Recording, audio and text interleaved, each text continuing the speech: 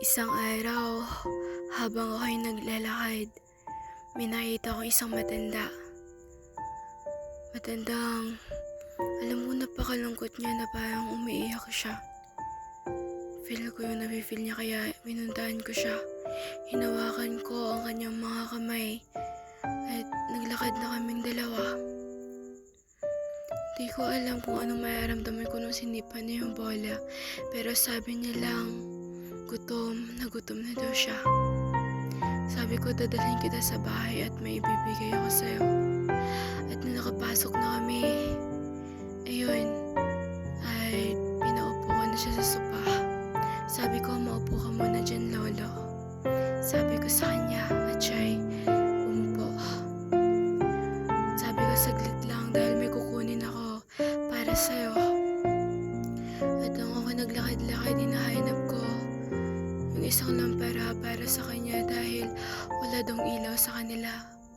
Kaya pinili ko yung mas maliwanag para sa kanya. At ako ay bumalik para ibigay sa kanya ang dapat na para sa kanya.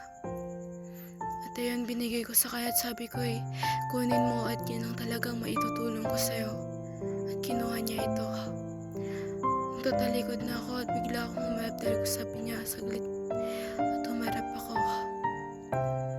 At yung sabi niya gusto niya daw makahingi ng isang yakap.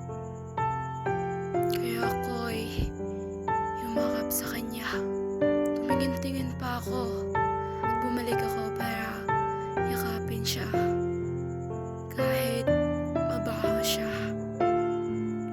Niyakap ko pa rin siya. Pagkatapos nun, binuhat ko na siya para itapon sa swimming pool. Para maging mabango naman siya. Pagkatapos nun, nung naglalakad-lakad ako'y nasusuka dahil mabaho na talaga pero tiniis ko na lang. Tiniis ko na lang yung sobrang baho na parang hindi ko na talaga kaya.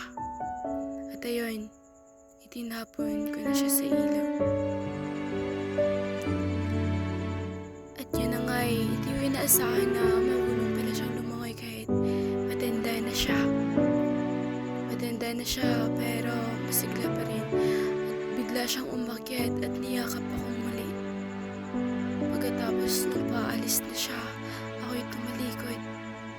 Dahil di ko gusto makita na ganyan yung isang matandang itinakbol ng kanyang mga anak. Ayun na nga, yung lumakad na siya. Di talaga ako humarap. Binigyan ko lang siya ng isang malaking kahoy na may mga dahon